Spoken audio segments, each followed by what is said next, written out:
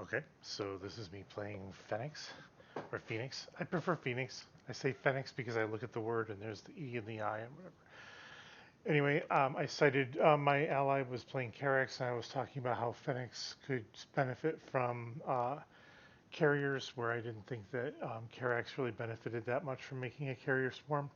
So I'm going to go ahead and do a tutorial to kind of show how much easier the carriers are for Phoenix. Um, Maybe not, well, the comparison with Carex, I'll have to wait until I do Carex, but anyway, create a drone as soon as possible, create two of them. I have the mastery that gives me additional space early on, so I can focus on making units instead of necessarily popping down a pylon, but I still need a pylon right away. Um, just that way I can get, so what I want to do is, unlike Carex, who has to build up their entire tech tree in order to get to the, throw a gas mine out here, in order to get to the carriers. Um, Phoenix can throw out a carrier thing right away because it doesn't require gas and it doesn't require as much resources. So there, I can build a carrier as soon as this warps in. I can build the carrier, and right away I can also upgrade it to the hero model. So that's a valuable addition to the team. Um, so that's why it's a different type of fish. With Carex, you have to build all the way up. You're bypassing your cannons, or you're making cannons, in which case you're burning out resources. Just that way you can get flying air units on a guy that's, mostly cannon. He's mostly cannon, mostly ground. And I don't say mostly because he can't be air. I'm saying mostly because like all of his good stuff is ground based. So even if you make cannons, you can't supplement them with anything because everything's going to go after those ground units. So um, it's different with Phoenix. All of them can be come on now. All of them can be carriers, 100%, because you can always drop one of your hero units, especially the Predator Armor Suit, to deal with any ground units that would bypass your carriers and take on your base. I'm missing this, and this needs to go here, and this needs to upgrade, and this. So I'm going to speed up this first because I'm a little behind, and I want to get the carrier out. Normally I would try to speed up the research because the carrier builds kind of quickly, but so I build a nexus. Um, Even with these rocks. Typically, with almost any Protoss character I play, I will build a thing. That's because the Protoss, their buildings give a plus 30% increase. And this lets me, I don't have to focus on breaking this brick wall to be able to build up my economy. I can shatter it afterward. But while I'm not doing that, I'm able to have the 30% upgrade all the time and yada yada yada. So I have my Predator suits. I'm going to save the Predator. I'm going to see what escapes out of my Arbiter allies' bombs because he needs the resources and I want to give them. He got them all. So I'm going to go ahead and throw this out here, and this will be quick because I have my P1 thing, so I will trigger my infinite shooting. Didn't get enough. I didn't position myself well enough to get all of them. It's not really. I'm not going to cry myself to sleep, but I could have done better.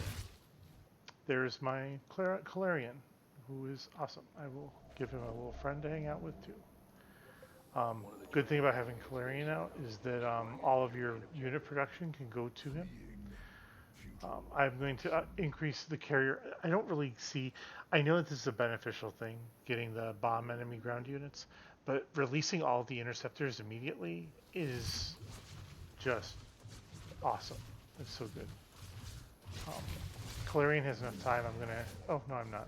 That would be a waste. I can just have these guys go ahead and burn it out with their super powerful drone lasers. So now I have my 3. My probes aren't coming back during the fight in here. Everything's good to go. Drop him in the middle of everything. Right. With the Prestige, his weaponry does a lot more damage, and so his Q can really destroy whole waves of units. I almost have my Dragoon suit back, so in case he can't protect his own base, I can teleport back and I'll be keeping an eye on it because it was Terran. You don't have to worry about all Terran, but you do have to worry about the Reaper Terran, which these guys don't have. I'm going to let him get it. I want to, again, train my ally to be like bottom is mine and top is his. Doesn't always work, but when it does work, it's a thing of beauty. I'm going to pull all of these guys off of there. I'm going to give the crystal, even a little bit of crystal is better than no crystal. And now I'm just going to dump all of this onto here. So 3 times 5 is 15. That's going to give them 15 units there. I still need to pull one off. That's going to give them 14. So 1, 2, there's 16, 17. All you need to do is just at some point add one more, probably from one of these two, and we'll be good to go. I will add this.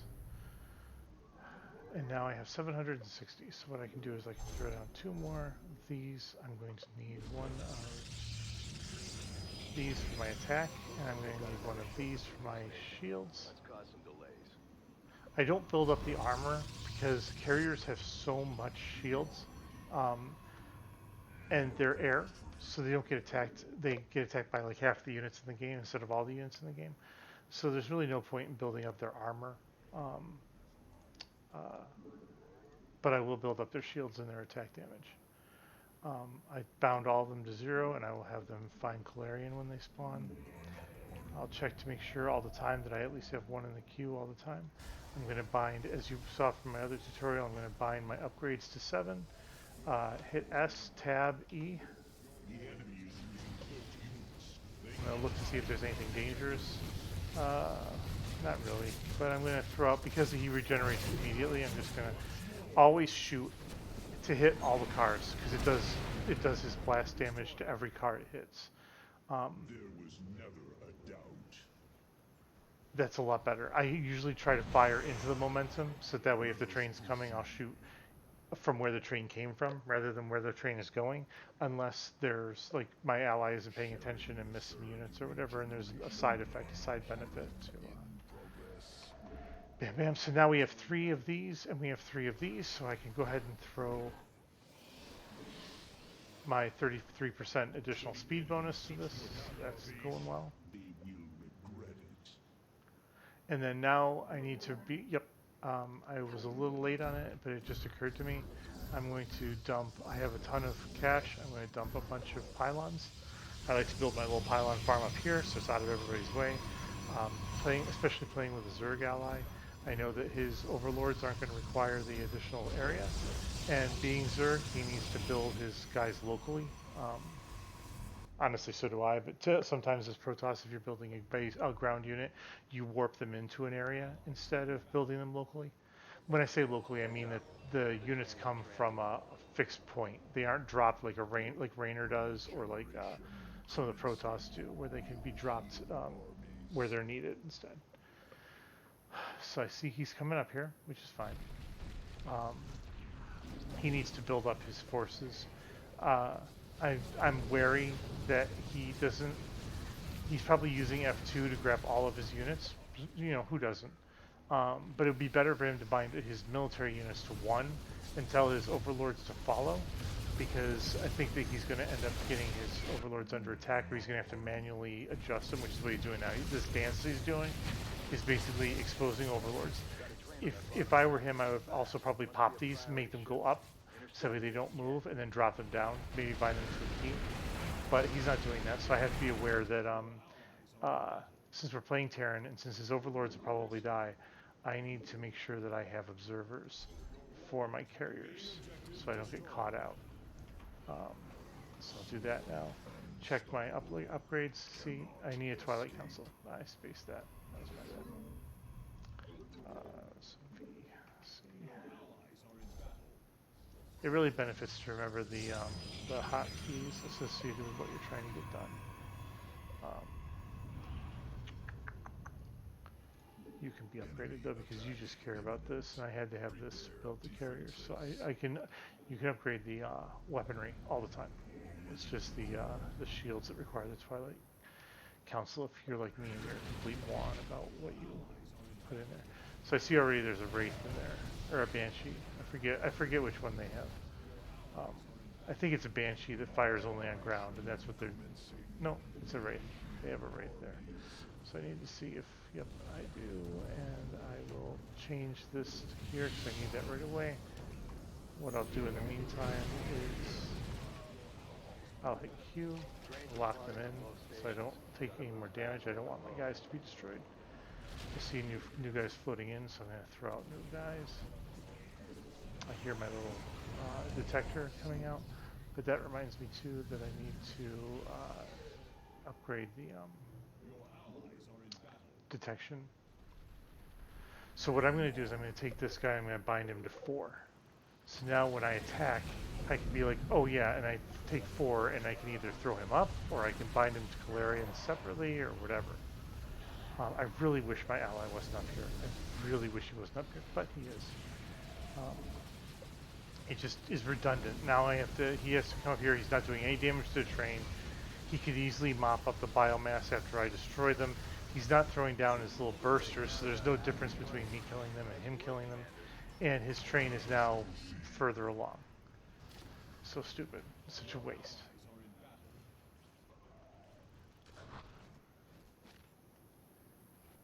I'm going to throw up one more pylon here so that way I can make sure I have it full on 200. I heard my guys got built, so I'm going to top off these. Everything's going pretty good right now. Okay, so he burrowed and got out of my way, so I'm going to start my attack run now. The enemy approaches. Prepare for... I am going to bind these to 1. So now I only have to hit 1 and I can grab everything that's not an observer, which is good for me. The only threat is those battle cruisers, so I'm going to switch to these guys.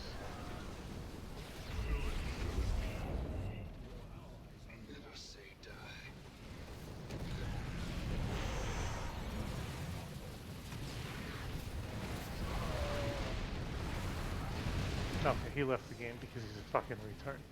Alright, so we learned a little something there. He had no reason at all to fail as hard as he did.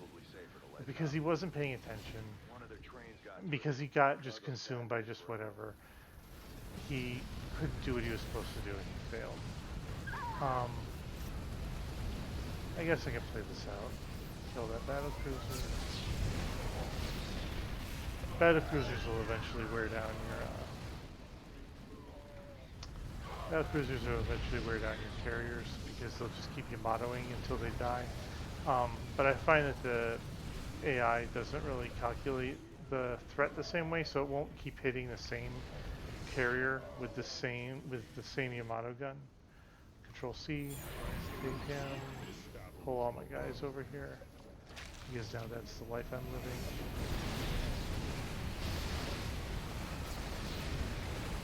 Oh, and I get his units, so that's pretty cool.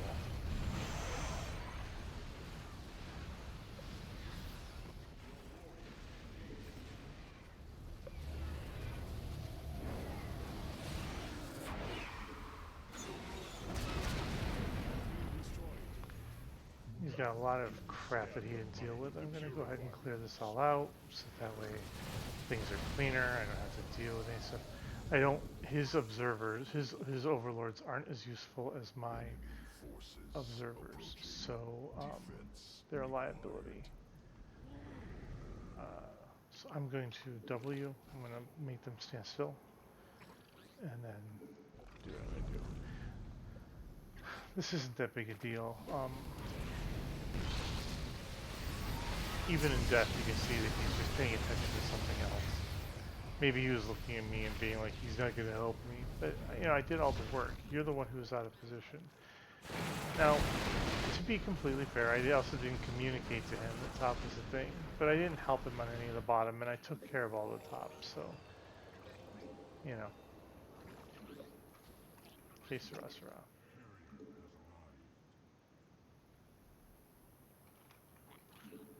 I don't know why. It seems to be a common trend that if your base is down here, you want to go up here for some reason, and if your base is up here, you want to focus on killing these things. And that just seems stupid to me because of localized creation and because of just the obvious division that there's the trains on the top and the trains on the bottom, and you've got a base on the top and you've got a base on the bottom. But some people, I don't think that it's just random. I think it's that a lot of people want to be the person running the map, and so they will just be like, I'm on bottom, but the whole thing is mine, so I'm going to do it. And then they end up like my ally and just quitting because they didn't do what they were supposed to do, and the other thing. They did the other thing because they wanted the illusion of being control. But I'm probably projecting more onto them than what they deserve. Upgrade my guys. Top level shields, top level damage. I have my, I have this thing coming. I'm going to go ahead and just drop this here. R and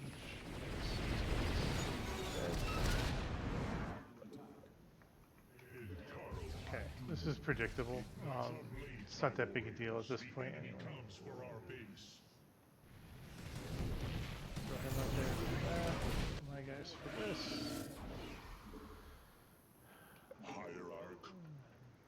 So when you play this level prestige with Fenix, your control C guy only still has a cooldown of 15, while the other two have cooldowns that are in the 100, that are in like 96 or 100 or whatever.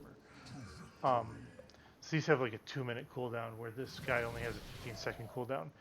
That is cool because it means you can teleport your guys around the map even on P1, all you want to.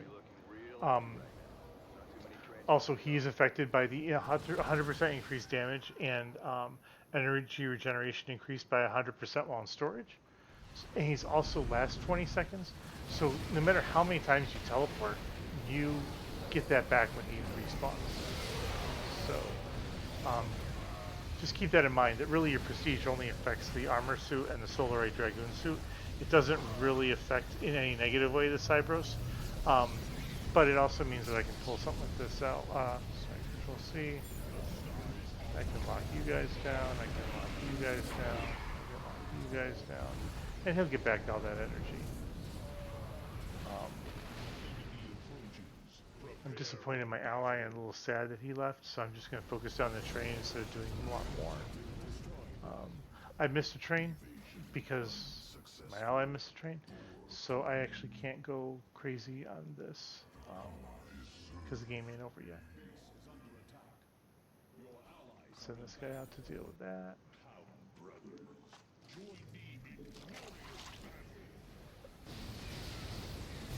Now the one thing is that if you call the Cybros Arbiter Suit while he's out, he'll go away, and the armor suit will start its cooldown, but you'll lose.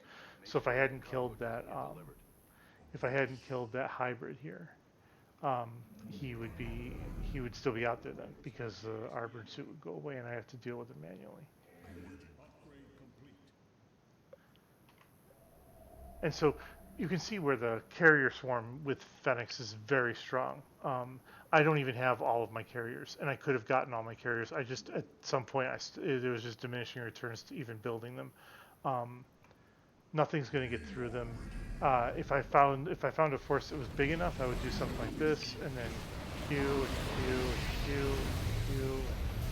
Now, there's not even anything that I have to kill. My guys are going to kill those science vessels, so the healing will be gone. I'll position them over here.